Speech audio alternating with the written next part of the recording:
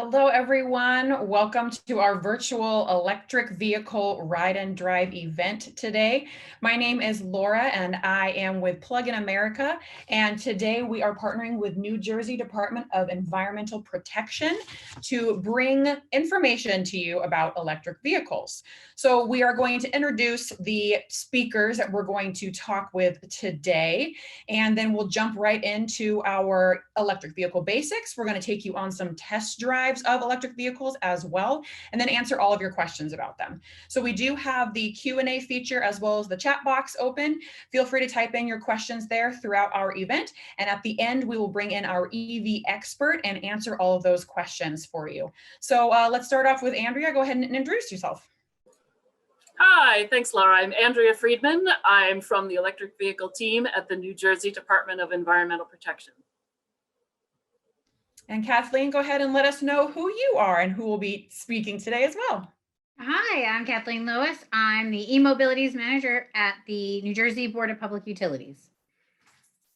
Wonderful. Thank you, ladies, for joining us today. So we are going to give you a full picture of electric vehicles, what it looks like to drive them, what it looks like to own them, and then also local information for New Jersey as a whole, as for incentives and rebates and a variety of topics. So with that, we are going to jump into our educational time now. We're going to do some electric vehicle basics. We're going to talk about charging on the go as well as at home, and we're going to take you on test drives of a couple of these cars as well. All right, so here we go.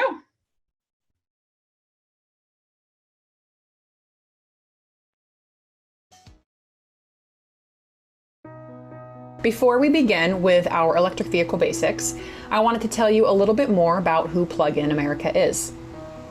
We are a national nonprofit organization that was founded in 2008, and our members are passionate plug-in electric vehicle drivers. And we are the leading national voice for promoting and accelerating the rollout of plug-in cars.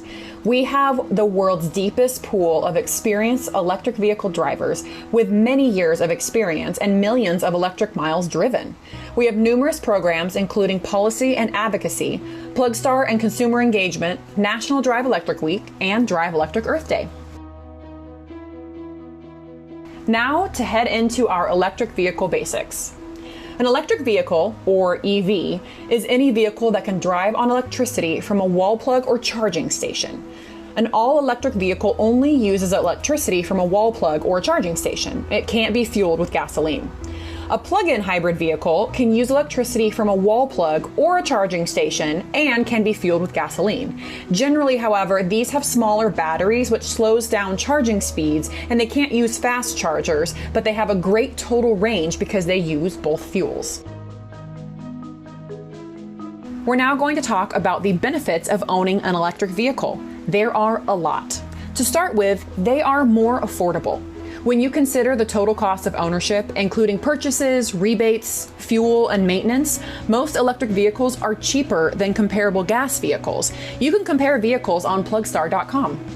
Another great benefit is they have better performance. EVs provide maximum torque from a standstill, so when you hit the accelerator, they go. Merging onto the freeway was never so much fun. They also have less maintenance. All electric vehicles have very few moving parts, so there is less to maintain. There's no spark plugs, carburetor, fuel pump, radiator, or transmission. And also, there's no oil changes.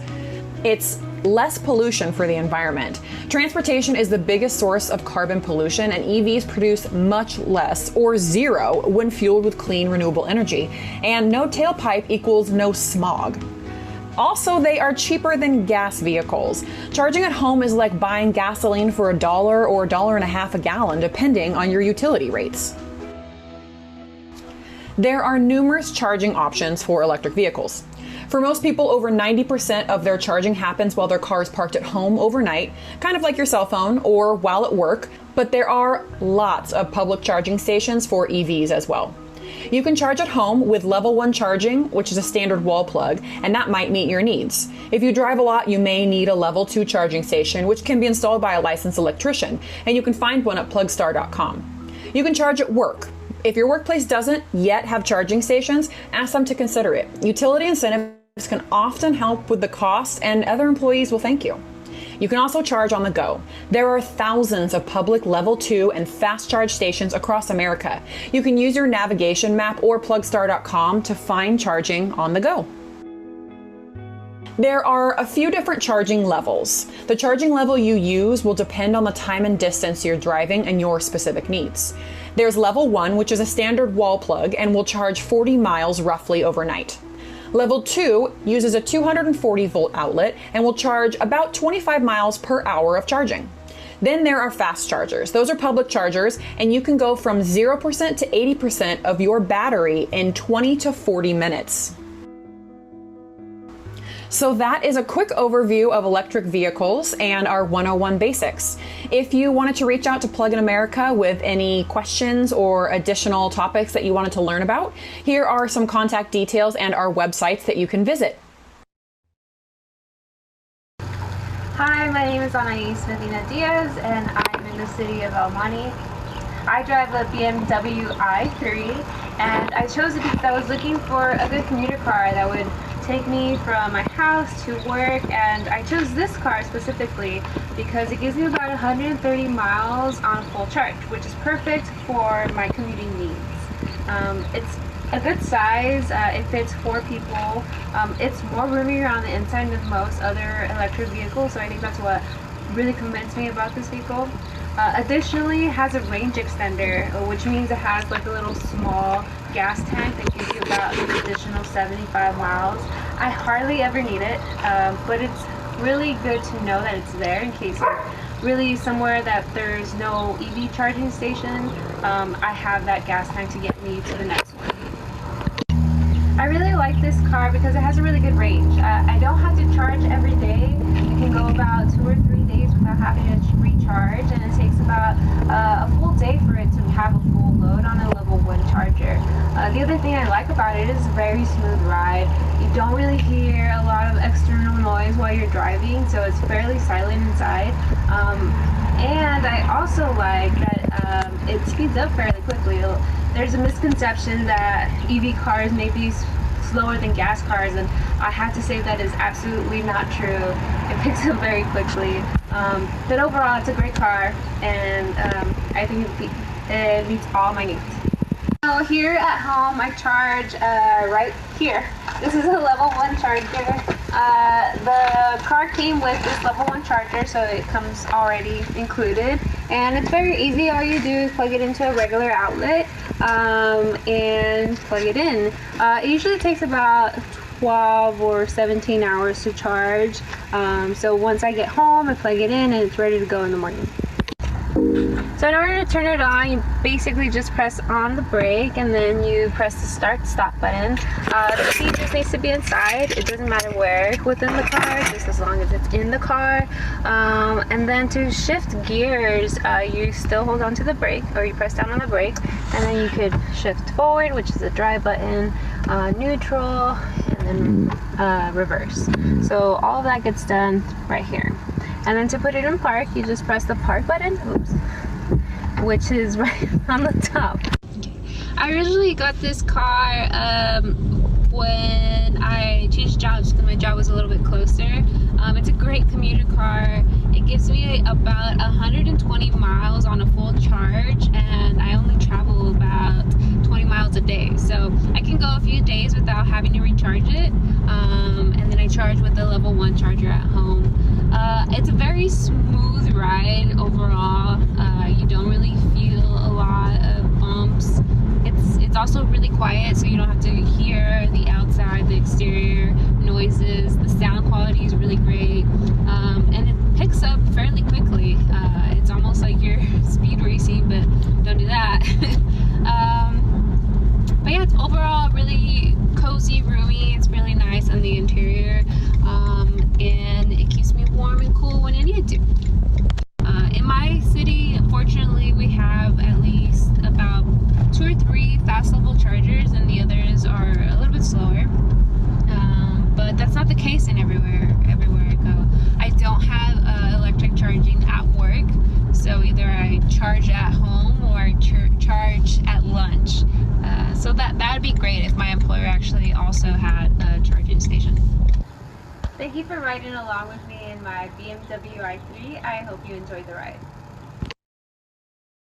I'm going to talk a bit about resources for finding public charging and available plug-in models. There are quite a few resources for searching for EV public charging stations, either through apps available through your smartphone or even using navigation system maps. You can see some of the resources listed here, and we're going to walk through a few of these for you. Clicking on PlugShare, you can see the map is coded with different colored icons for the type of station and whether it's currently available. You can search for charging for the specific area you're in, and from here you can click on a specific station. Once you select the station, you can look at pictures, check in, review costs for charging and parking, see details about nearby amenities, the station network, the station plug type, recent check-ins, etc. Here's another station again with photos and station details. So PlugShare is a great app for finding most public charging stations with many networks listed. Another common app is Chargepoint, which is also a charging network. Similarly, you can type in your location. If you want to use a specific network like Chargepoint, it's sometimes helpful to use the network app. And again, you can click on a station for details, availability, photos, pricing, and you can also see when a station is usually most busy. You can also use Google Maps to search for local public charging stations. Typing in Eevee charging stations and looking at the list that populates, you can find several charging stations that also has the network noted on the list. For example, here's an Eevee Go station. So where can you find information about plug-in models that might be a good fit for you? Plug-in America has several resources, including our EV guide document, as well as plugstar.com, our online EV information and shopping site. This is our EV guide document that lists every plug-in model available, both pure plug-ins and plug-in hybrids by range. At the bottom, you can see a phone number and email for our EV support program where we can answer any questions you might have about EVs. Here's plugstar.com, and you can use our step-by-step shopping assistant, browse vehicles, browse local events, and even find local EV dealers. Clicking on Browse Cars, you can sort the vehicles depending on your preference, like make, price, range, popularity. And then you can click on a vehicle that you might be interested in, and we provide quite a few details about the vehicle to help you make your decision, like range, recharge speeds, home charging information, among other things. As I mentioned, once you find a vehicle that you're interested in, you can search for local dealers that sell EVs, including dealers that are EV certified and trained by Plug-in America. So to summarize, there are many resources for finding available plug-in models and local public charging, and Plug-in America is always here for you as a resource in your EV buying process. Hi, I'm Wendy Gilliard, and this is my 2017 Chevrolet Bolt EV. I absolutely adore this electric vehicle. I bought it after a ride and drive event when I actually got to ride in somebody else's Bolt. I got it because it has the range that it has. On average, when everything is going well, I can get about 250 miles in this car a day. And considering I am a visiting nurse that travels probably 150 miles in a day easy, this has worked out very well. And in the back, there's plenty of storage room, which is one of the main reasons that I bought this one, is because of the range and the storage, because I carry a lot of stuff when I go every day. And I would not trade this vehicle for anything. Bolt EV is so easy to use. It's the press of a button. While your foot is on the brake, starts your vehicle. It always is so very thorough in telling you anything that's going on, such as mine has a low tire light on at the moment, so I need to get that checked this afternoon. Okay, the dashboard is very easy. It has a lot of information on it. You can get to your audio, your phone, all of your settings just with the press of a button. And then if you go back to the home screen, you're able to see how many miles that you have driven since you last fully charged it and the kilowatt hours that you've used. It also tells you how much of your energy you're expending on internal controls versus just driving the car. On really cold days, when your mile range is shortened, you can pre-warm the car while it is still charging, then turn your temp off, your seat warmer, your steering wheel warmer on, and it keeps you nice and toasty even when it's cold outside without using as much of the environmental controls on your battery. This vehicle in gear is as easy as your thumb on the button to the side of the lever and pulling down in the direction you need to go. Your parking brake goes off with the press of one finger. This is a really smooth and easy ride. So little noise, and I love how quiet it is.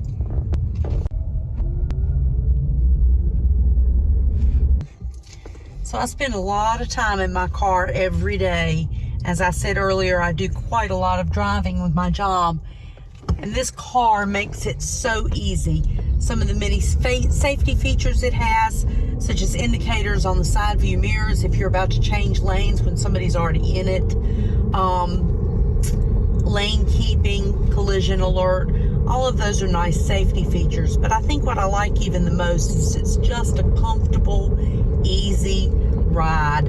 It's quiet.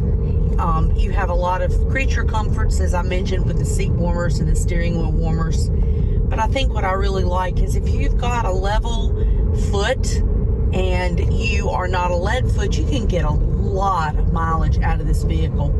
I actually drove it one time. I'm in High Point, North Carolina. I drove it up the mountain to Boone, knowing that I was going to need to stop on charge on the way home because I knew how far the trip was, that many miles. When I actually got to Boone, I had less mileage than I thought because it was a wet, windy, icy day, and I parked with 88 miles of range left, which was not enough to take me 105 miles home. However, this car, being what it is, it regenerated so much mileage on my way back down the mountain that I never stopped to charge, and I parked with 25 miles left on my range, which I think is incredible. There's no way you can actually recoup gasoline in a gas-powered engine. So this car has saved me so much money every month, and it's just such a pleasure. I hate to say it, but especially during this pandemic, I've had the joy of not actually having to stop and charge anywhere but my own home. So I do not have to worry about germs and things like that on the gas pumps or charging pumps or anything else. So it's been very, very easy. I drive every day. I never have to charge when I'm out and about. I get home, I plug this vehicle up in the comfort of my own garage. We put in a level 2 charger, and my car is finished charging by the time I get up and get ready to go in the morning. It's just been so much fun. I would not ever go back to a gasoline powered engine after driving this vehicle. If you've not given one a try, you really need to. Thank you so much for riding along with me today in my 2017 Chevrolet Bolt Eevee. I really hope you enjoyed it as much as I have. You can find information on incentives and rebates for electric vehicles at plugstar.com. On plugstar.com, you can click incentives up at the top of the screen. You can view all incentives or just your vehicle incentives. If we look at all incentives, you enter your zip code and see all the incentives that are available for your area. That will bring up all of the list of the different federal tax credits and rebates, as well as California rebate programs that you are possibly eligible for. You can click through all of these different links to find out more information, as well as view charging station incentives, electricity discounts, and driving perks for your area. Plugstar.com is a great resource to find all of this information and more.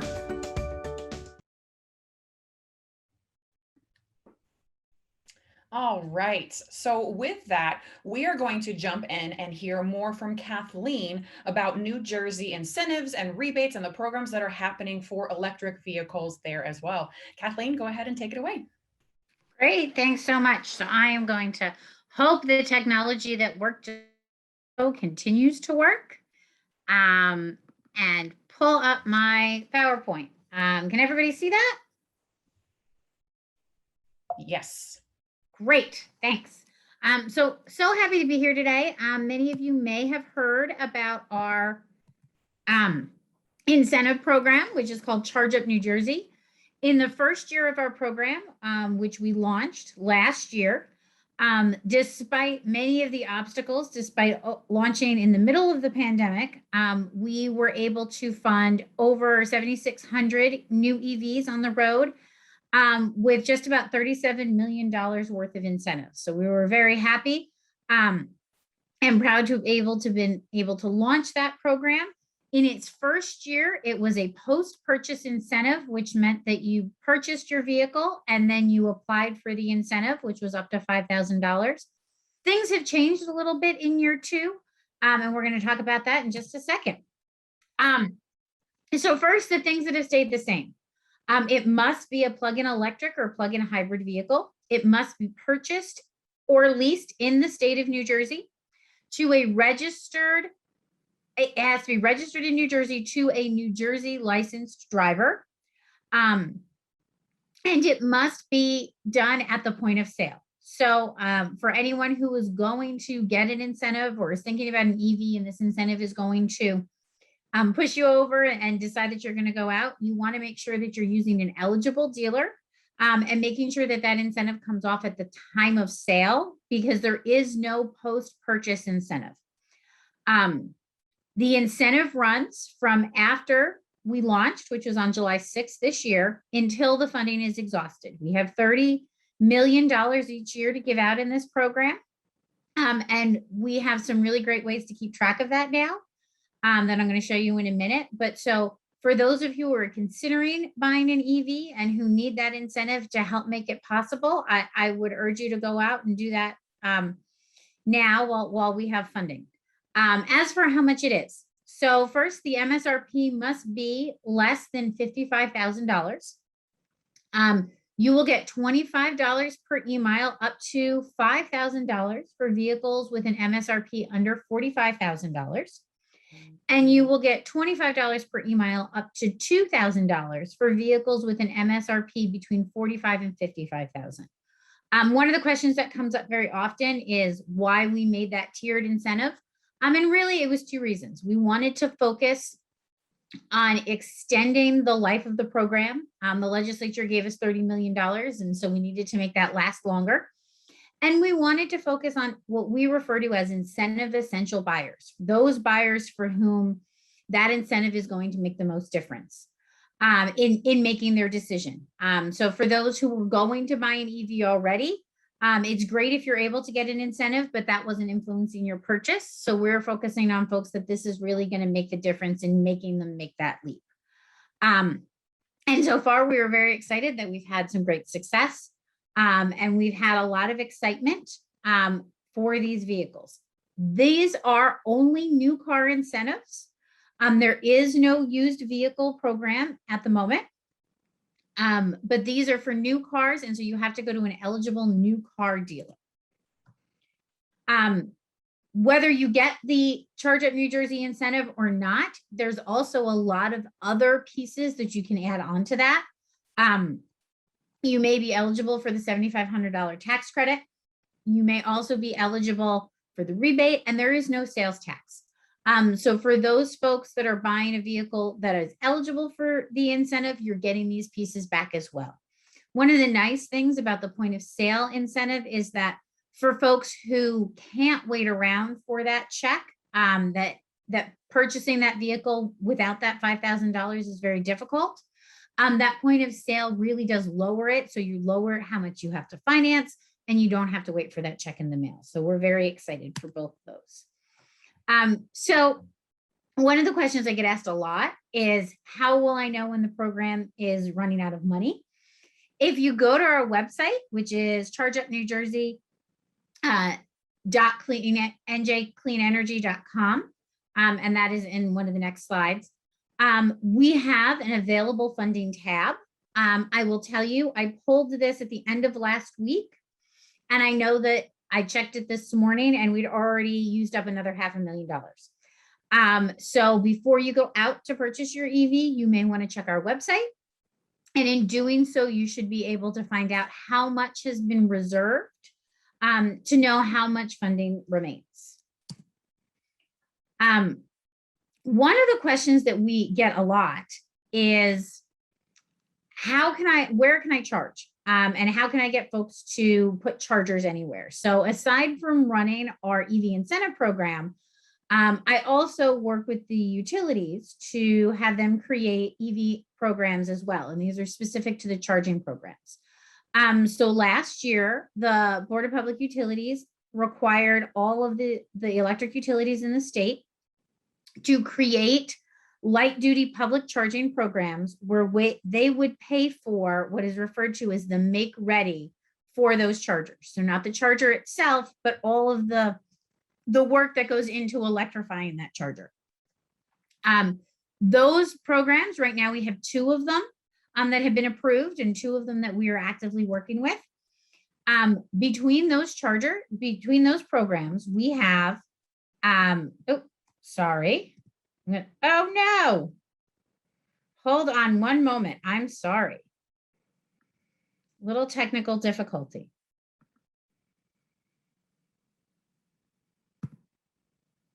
I'm going to go back 1 if I can. But it's not letting me go back. Oh, no, sorry. There we go. From that program, we have 1,300 fast chargers that will be up and running in the next 5 years, and over 5,000 level 2s. So for folks who are looking for ways to encourage charging, this is public and community charging. So it can be at a municipal building, at a mall, at a workplace. Any of those are eligible. They just need to work with the utility and work with a charging company to start to apply and to install those chargers. I always like to plug this program. You may or may not have folks on here who are from any local government or county government, but we also have money for local, county, and state government to purchase electric vehicles for their fleet.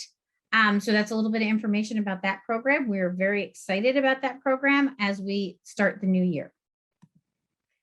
So there's my information. Again, you should go to chargeup.njcleanenergy.com for information on the program. And I'm happy to take any questions when we're done. So thank you. Thank you, Kathleen. We appreciate that. And there are questions coming in through the Q&A feature, which is great. So Kathleen will take a look at some of those. If we aren't able to answer them live, we'll also be able to type in answers for you and possibly send you links and resources as well. We are going to take you on one more electric vehicle test drive right now.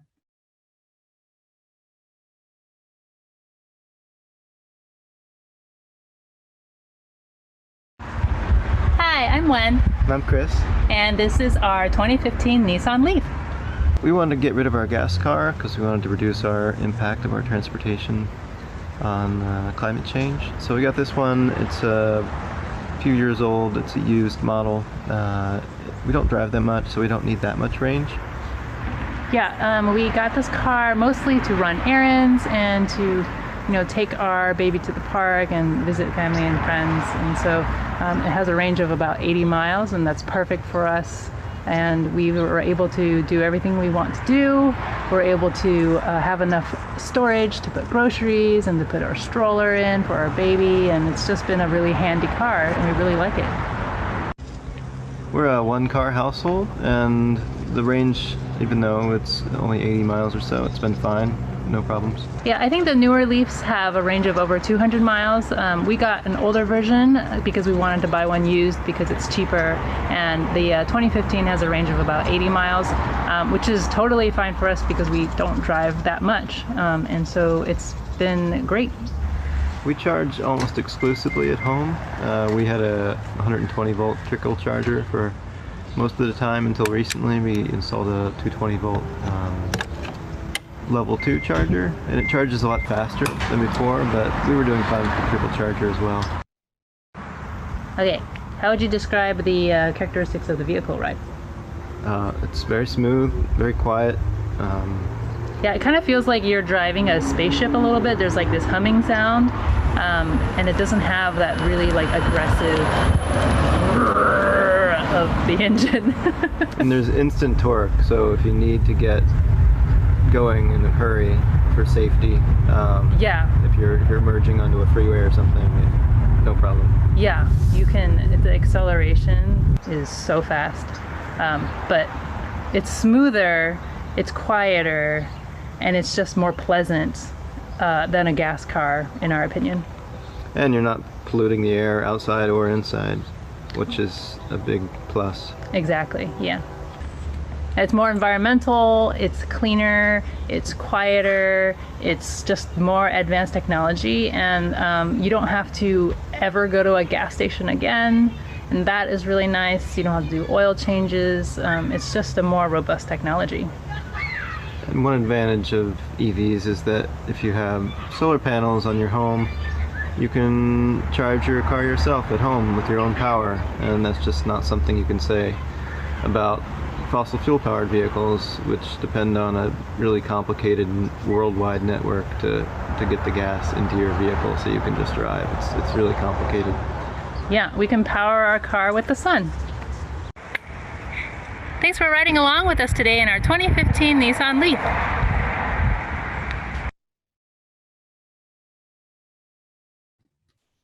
All right, that gives you another glance at an additional electric vehicle that's out there.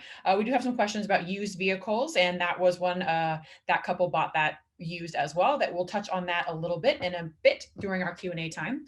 Next, we are going to hear from Andrea, and she's going to tell you a little bit more about the specifics of New Jersey electric vehicle details now. Andrea, go ahead and take it away. Thanks. I wanted to tell you a little more about what's going on in New Jersey. New Jersey is all in for electric vehicles. EV sales in New Jersey increased 300% in the past 5 years. And just in the past 1 year, EV sales increased by 40%. We have invested millions of dollars in charging stations around the state, and we will invest millions more within the next couple of years, especially in public fast chargers all throughout the major roads in New Jersey. We are helping companies to replace their old dirty diesel vehicles with clean electric. We're helping school districts replace their diesel school buses with electric. And New Jersey Transit is buying electric transit buses starting in Camden. And we are putting our investments in these diesel replacements in neighborhoods where there is the most pollution and they need the most clean energy and clean transportation. So I wanted to remind you again what Kathleen told us about the incentives in New Jersey. New Jersey has the best electric vehicle incentive package in the country, up to $7,500 for the federal tax credit, up to $5,000 rebate on the hood, point of sale when you're in the dealership. And for battery electric vehicles, there is no state sales tax. So you save an additional 6.6%, which it can add up to thousands more. So if you're curious about EVs, now's a great time to start getting more answers to your questions. I'm going to turn it back over to Laura. Wonderful. Thank you, ladies. We appreciate that. So with all of that information that we have given you, we are now going to open up the floor to all of our speakers, and we're going to jump into some Q&A time. We have Tom Malogny on the line now with us. Tom, if you want to just introduce yourself briefly, and then we're just going to start answering some of these fun EV questions that we get asked a lot so we can give more information to these individuals. Great. Thanks, Laura. Hi, I'm Tom Malogny. I've been driving electric vehicles for about 12 years now. I've had, I think I'm on my 7th EV. I'm a senior editor at the electric vehicle website Inside EVs, and also Forbes's electric vehicle charging expert. I've been working with Plug in America for many years now on the Plug Star program. I'm one of the trainers that go to the dealerships and help train the sales staff on how to sell EVs.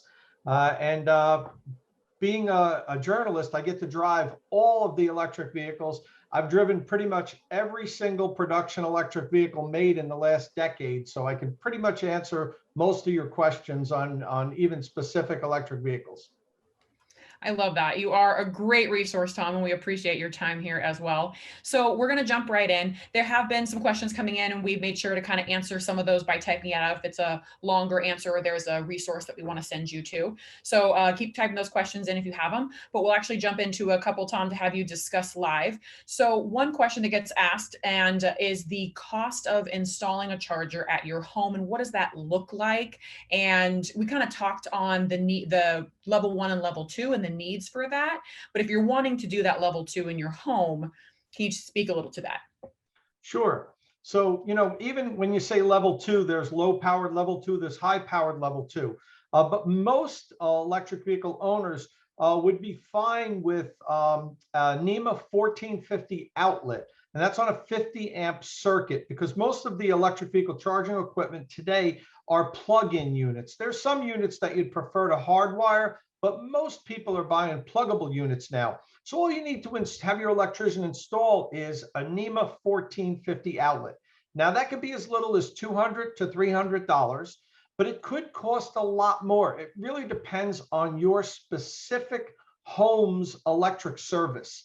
If you have an older home that only has a 100 amp main electrical service panel, it could be expensive. You might have to upgrade your home's entire service. That could cost thousands of dollars. So we always tell people, before you go out and get your electric vehicle, have an electrician come, take a look at your electric service, and just give you an idea of what it will cost to install a 240 volt circuit. Most people are going to find it's just a couple $100.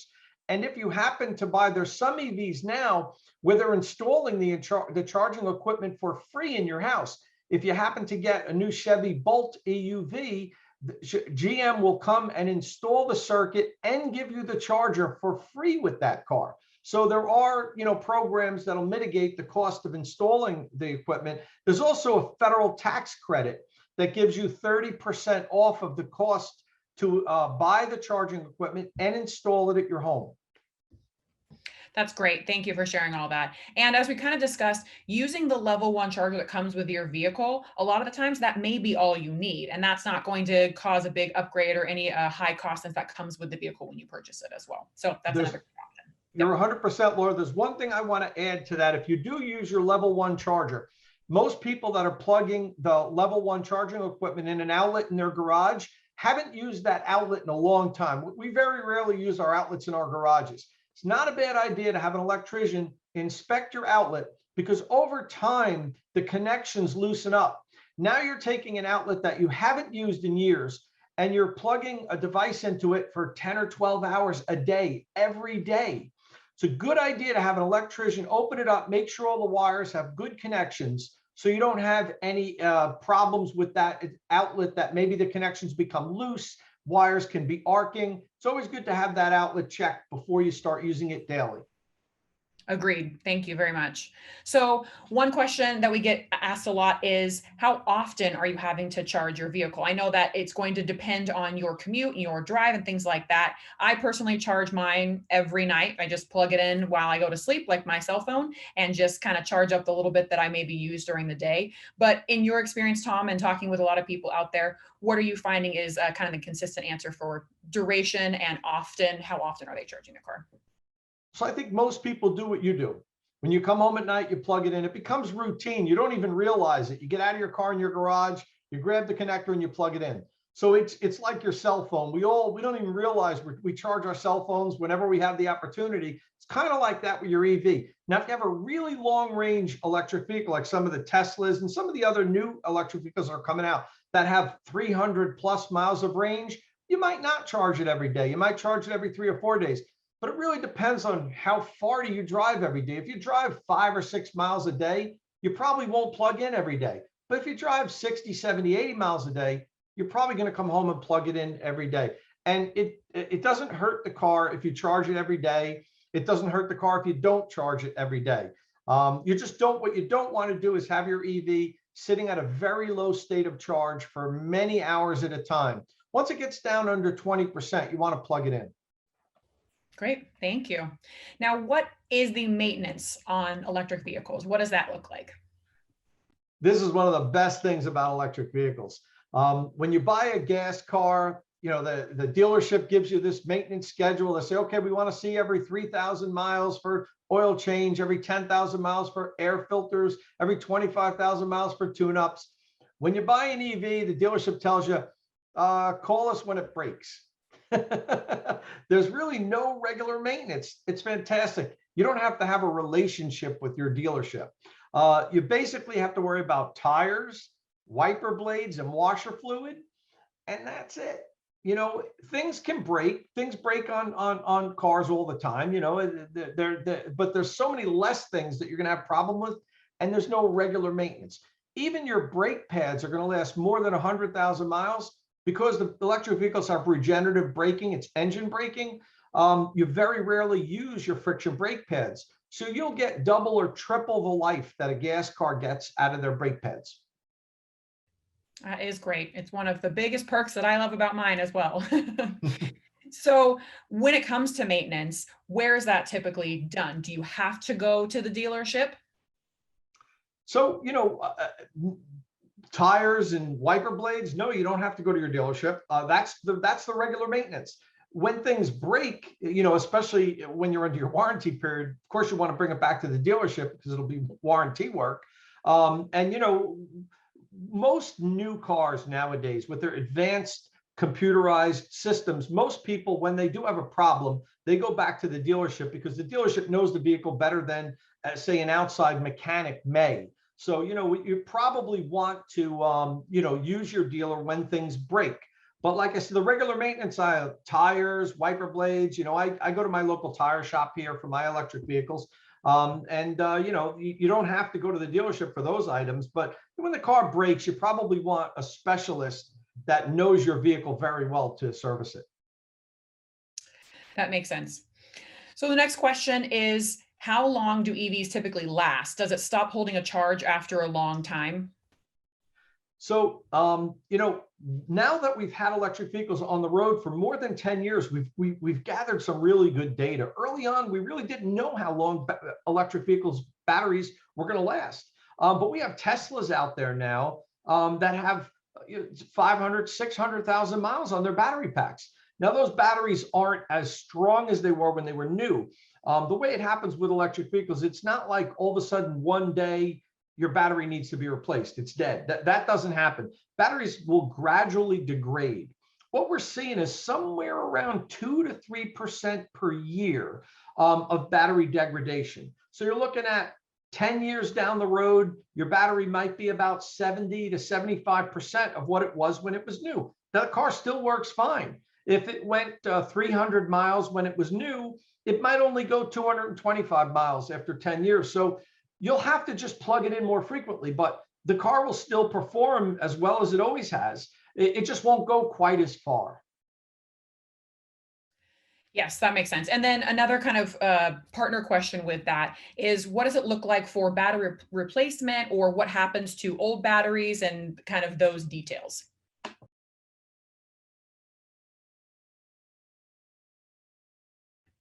You're on mute, Tom, if you could start over with that one. Thank you.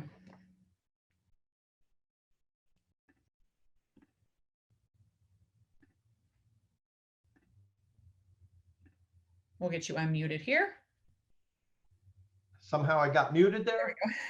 No worries. Thank you. Okay, sorry about that. The thing about it is we kind of don't know how much they cost because nobody has had to replace their batteries. The batteries are under, all electric vehicles have at least 100,000 mile battery warranties. And we know what the cost is, but it's just, what if you buy an EV today, you're covered for 10 years or 8 years and 100,000 miles. What that battery is going to cost 10 years or 8 years from now is a fraction of what it costs today. So to quote the new battery price today, it's really unrealistic for you to worry about that. What we can say is batteries are reducing in cost dramatically every year by 7 or 8% each year. So down the road, let's say 10 years from now, you've got 150,000 miles on your battery pack, and the battery's degraded to a point where you want to replace it because you want a new battery. That battery will be 3 or 4 times as powerful as the battery you have in it currently, because the energy densities are increasing, and it will cost 3 to 4 times less. So estimates say in 10 years or so, if somebody needs to replace their battery pack and they want to keep their original car, it might cost $4,000, $5,000. But a car that could go 250 miles today will probably go 500 miles on that same battery pack in 10 or 12 years. And by then, you'll have saved way more than what the battery replacement cost is in fuel and lower maintenance costs. Thank you. I appreciate that. I know that's kind of a heavy question with a lot of people because we don't have that data right now. But obviously we are all new in this, and this is kind of a fun new thing that we all get to kind of start on the ground floor with, which is great. So another question is charging on the go. Can you touch on the cost of that? It does vary, but if you can kind of give us a range of what that looks like for either fast chargers or doing a level 2 on the go. Sure. So you're always going to play, well, I won't say always, you'll usually pay more for public charging. There's actually some free public charging stations. There's a couple of networks out there that actually provide free charging. And also some people install it on their properties, like shopping malls or restaurants, where they let people charge for free if they patronize their business. But that's, the exception, not the rule. In general, if you're paying for DC fast charging, you're going to pay a little bit more than what you pay for level 2 charging because it's a convenience. These DC fast chargers cost a lot of money and they rapidly recharge your car to be able to travel long distances. Electrify America is the largest network of DC fast chargers. And right now they're paying, they're different depending on your state. Some states you have to pay by time and some states you pay by kilowatt hour. This is all still new. Things are getting sorted out. But if we're talking about the states where most of the states you pay by kilowatt hour, if you're a Pass Plus member in Electrify America, you pay 31 cents a kilowatt hour. To put that into perspective, the national average is around 14 or 15 cents a kilowatt hour. So you do pay about double what you would pay, what the average person would pay for charging at home. And that's on Electrify America. All the networks have different prices. Eevee Go has a different price. Chargepoint has a unique business model where they don't set the price. So Chargepoint units, the property owner sets the price. So you could pay 30 cents a kilowatt hour at one charging station. And right next door, there could be a property that's charging you 50 cents a kilowatt hour. It's that much of a difference. So we really recommend people download apps like PlugShare or ChargeWay or ChargeHub. Those apps will tell you what the charging station charges before you get there. It also will tell you if it's working or not. They're crowdsourced. They work much better than, say, your car's app. If you have Ford Pass or Volkswagen, those apps will route you to charging stations, but they don't give you vital details that these apps I just mentioned do. So we always recommend download a third-party app because you'll find out pricing, what connectors are at that station, if the station's broken, if somebody used it recently, and if it's a network charging station, it'll even tell you if it's available. So we really recommend that you download those apps. They're incredibly useful tools for charging on the go. That's great. Thank you. It's true. I use all those apps and more to charge on the go. And it's also dependent on you're giving the kilowatt hour cost, which is great because it's dependent upon how much your battery needs to recharge, of how much it's going to cost. If you're doing a full, 100% versus just getting, 30 or 40% back to drive home, that'll depend as well. So, but it is. Let me add one more thing, Laura. So as far as the cost, I mentioned per kilowatt hour. That might not make sense to everybody because batteries are all different sizes. So, let's say you had a Ford Mustang Mach-E, for instance, that has a 88 kilowatt hour usable battery pack. It might make the difference between at home, it costs you $15 to recharge it. And on the road, it's closer to $30. So that's the parameters. Every electric vehicle has different size battery. You have to know how big your battery is. That's kind of like how big your gas tank is, how many kilowatt hours your battery pack is. Right. That is, and it's all dependent upon the vehicle as well. So those questions, obviously we want to help you understand what we're talking through, but it's all going to be dependent as well. So that's another kind of great segue to talk on the last question that we have here. And this is a perfect question for you, Tom. It says, every time I go to a dealer and ask about an EV, they push me towards ICE cars. Are there any incentives for dealers to sell more EVs? So this is kind of a loaded question, and I'll kind of have you fill out all that just because, as he mentioned, at Plug in America, we have a dealer training program that Tom is a huge part of. So he's gonna go into detail on this for you. Yeah, so the thing is, in California, some of the utilities do have programs to incentivize dealerships to sell electric vehicles. But unfortunately, it's not the case throughout most of the country. And, you know, the thing about it is, electric vehicle car dealerships, to be honest with you, I've worked with a lot of them. And my original impression was that they had something against electric vehicles. They don't want to sell them. You know, it's some kind of conspiracy, and they want to sell gas cars. But, you know, we've worked with so many dealers and we've learned that's really not the case. The reason why they steer you to something else is because they're unfamiliar with their electric vehicles. They can't answer the questions that you might have. They don't understand them, so they can't explain to you why you would want to drive one. And this is going to be a slow process. We're not going to snap our fingers and overnight the dealers are all going to immediately, you know, embrace electric vehicles. It's going to take some time. And that's why the Plug Star program that we work on is so vital, that we explain electric vehicles.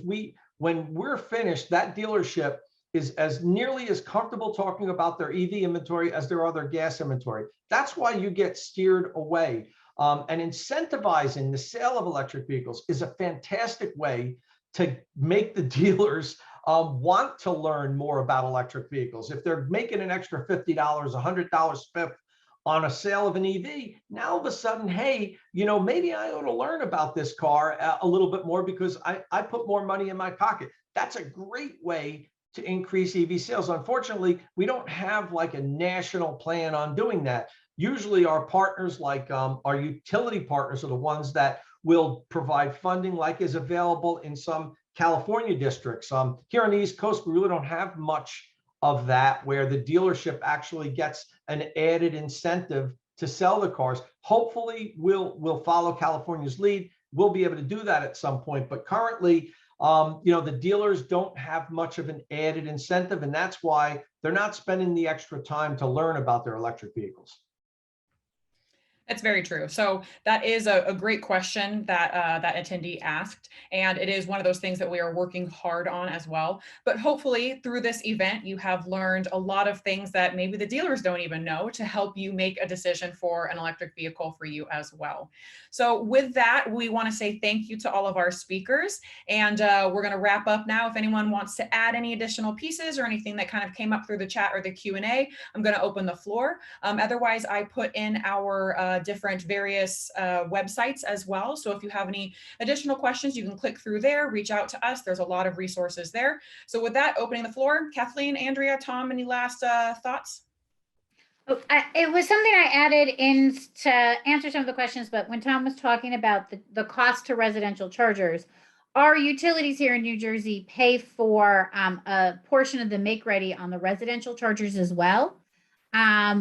One of those programs is up and running. The rest of them should be, one of them is approved and two more are waiting in the wings. So folks should talk to their utilities before they go and put that residential charger in. Great, thank you. All right. All right, everyone. Thank you again for joining us. Hopefully we shared a lot of information that you didn't know before, and you feel a little more comfortable possibly taking that leap to step into an electric vehicle. And we hope to see you on the road in these quiet, smooth, powerful cars. Thanks everyone for joining us. We'll see you next time. Bye.